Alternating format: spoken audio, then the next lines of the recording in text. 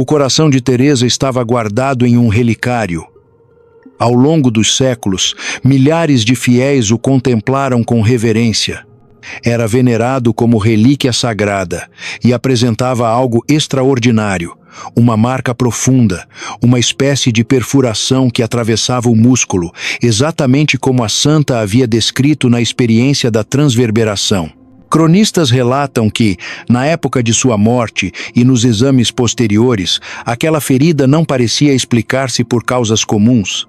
A Igreja não faz disso um dogma científico, mas vê nesse sinal um forte testemunho da graça mística que Teresa narrou com tanta precisão em seus escritos. Esta não é apenas a história de uma mulher piedosa que fantasiou diálogos com Deus.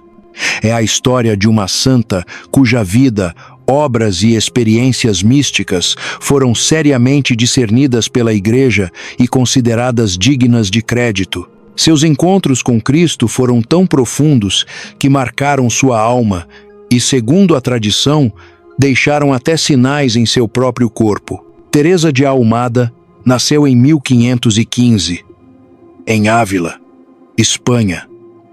Desde menina, sabia que queria algo além deste mundo. Aos 7 anos, tentou fugir de casa com o irmão Rodrigo para buscar o martírio entre os mouros que iria ver Deus, custasse o que custasse. Foram impedidos por um tio que os encontrou já fora dos muros da cidade, mas a ânsia por Deus não desapareceu. Aos 20 anos, Teresa fugiu novamente, desta vez para o convento carmelita da Encarnação, contra a vontade do pai. Lá, professou os votos.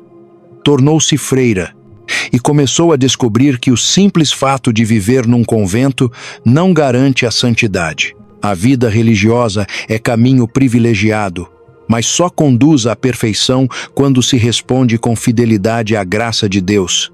O Carmelo da Encarnação era um convento relaxado. As freiras recebiam visitas constantes.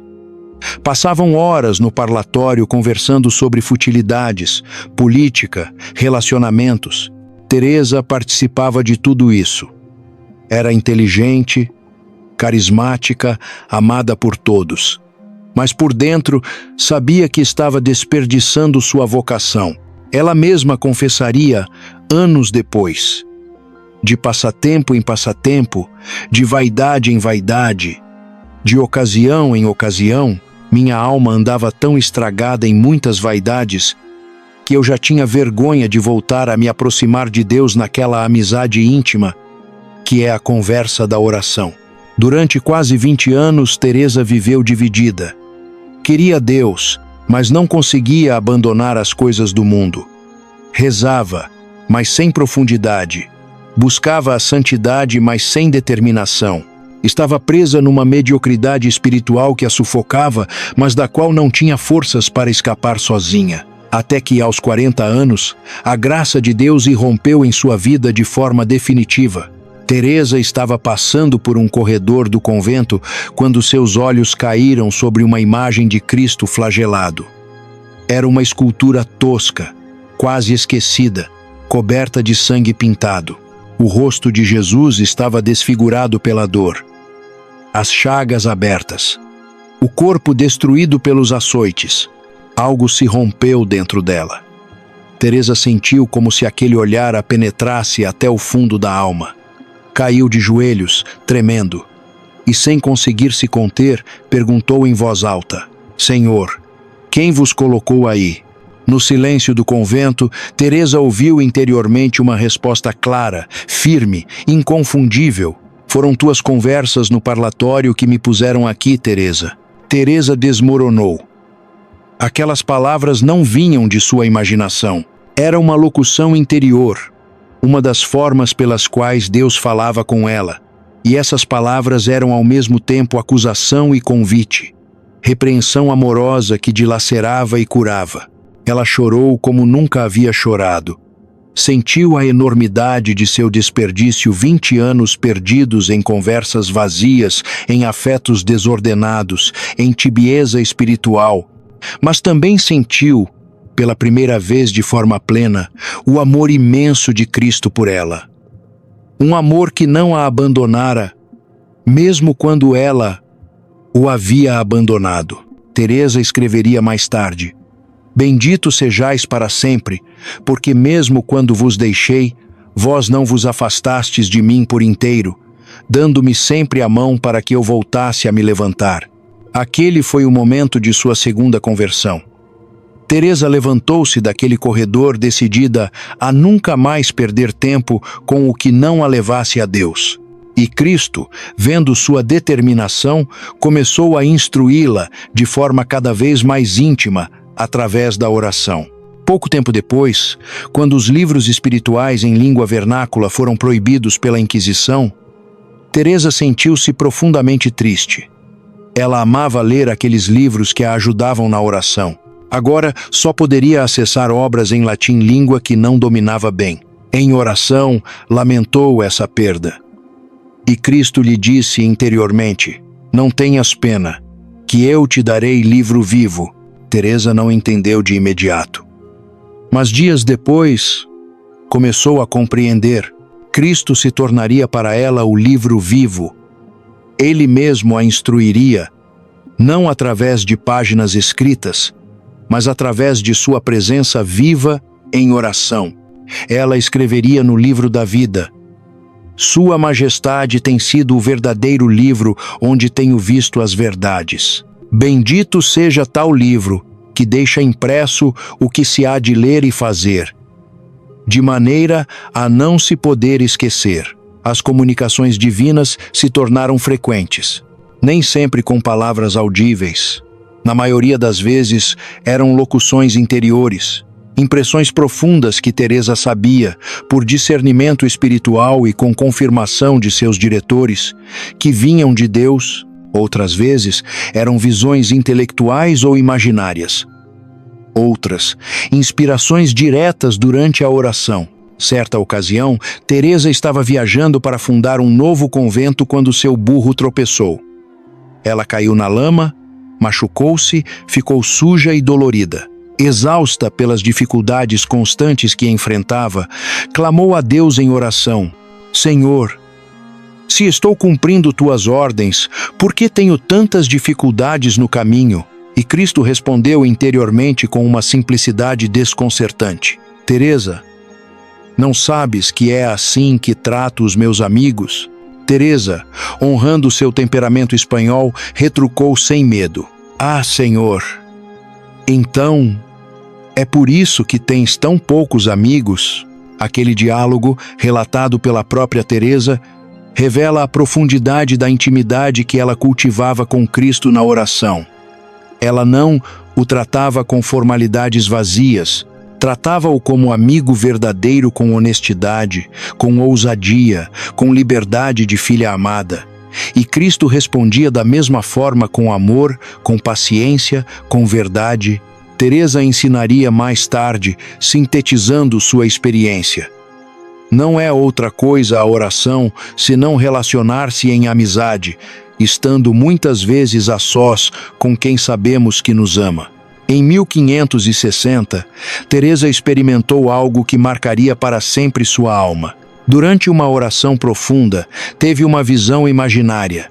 Viu ao seu lado esquerdo um anjo de pequena estatura, muito belo, com o rosto corado como fogo. Parecia um querubim. Nas mãos do anjo havia um dardo de ouro longo, com uma ponta de ferro que parecia ter fogo na extremidade. Teresa relatou no livro da vida com suas próprias palavras: Parecia-me meter-me este dardo pelo coração algumas vezes e que me chegava às entranhas. Ao tirá-lo, parecia-me que as levava consigo e me deixava toda abrasada em grande amor de Deus. Era tão intensa a dor que me fazia gemer, e tão excessiva a suavidade que me causava esta grandíssima dor, que não havia desejar que se tirasse, nem a alma se contenta com menos do que com Deus. Não é dor corporal, mas espiritual. Embora o corpo não deixe de ter a sua parte, e até muita, aquela experiência não foi única. A ferida de amor se repetiu ao longo dos anos, conduzindo Teresa a graus cada vez mais profundos de união com Deus, até o matrimônio espiritual nas sétimas moradas do castelo interior. E quando seu corpo foi exumado em 1582, encontraram algo extraordinário. Seu coração incorrupto, preservado, com uma marca que foi interpretada pelos que a estudaram como um forte sinal em consonância com o que Teresa havia descrito. O coração está até hoje exposto em Alba de Tormes, na Espanha, testemunhando a profundidade das graças místicas recebidas pela santa. Cristo também instruiu Teresa sobre a oração de formas práticas e profundas. Ele lhe ensinou que a oração não consiste em pensar muito, mas em amar muito, que não importam palavras bonitas, mas a presença constante, que Deus não está distante. Ele habita dentro da alma, esperando que entremos no castelo interior onde ele mora. Teresa fundou 17 mosteiros carmelitas descalços ao longo de sua vida. Em cada fundação, em cada dificuldade, em cada perseguição que sofreu da própria ordem e até de autoridades eclesiásticas, ela buscava discernir a vontade de Deus na oração e permaneceu sempre fiel à Igreja. Se histórias como esta tocam sua fé e o fazem refletir sobre a eternidade, inscreva-se no canal. Assim, você nos ajuda a continuar espalhando as verdades da nossa fé e as obras que revelam a misericórdia de Deus. Santa Teresa d'Ávila morreu em 1582 aos 67 anos. Suas últimas palavras foram simples e profundas. Sou filha da Igreja. Como filha da Igreja Católica quero morrer. Ela foi canonizada em 1622 e proclamada doutora da Igreja em 1970, a primeira mulher a receber esse título. Suas obras, o Livro da Vida, o Castelo Interior, o Caminho de Perfeição, continuam guiando milhões de almas no caminho da oração e da união com Deus. O que Teresa nos ensina não é teoria abstrata. É experiência vivida, discernida pela Igreja, reconhecida como autêntica, sem que se torne artigo de fé obrigatório. Cristo fala no silêncio da oração. Cristo se aproxima de quem o busca com sinceridade. E quando nos abrimos para Ele através da vida de oração, descobrimos que Ele sempre esteve lá, esperando pacientemente que voltássemos nossa atenção para o único que verdadeiramente importa. Teresa dizia em seu poema mais famoso: nada te perturbe, nada te espante, tudo passa, Deus não muda, a paciência tudo alcança. Quem a Deus tem, nada lhe falta, só Deus basta.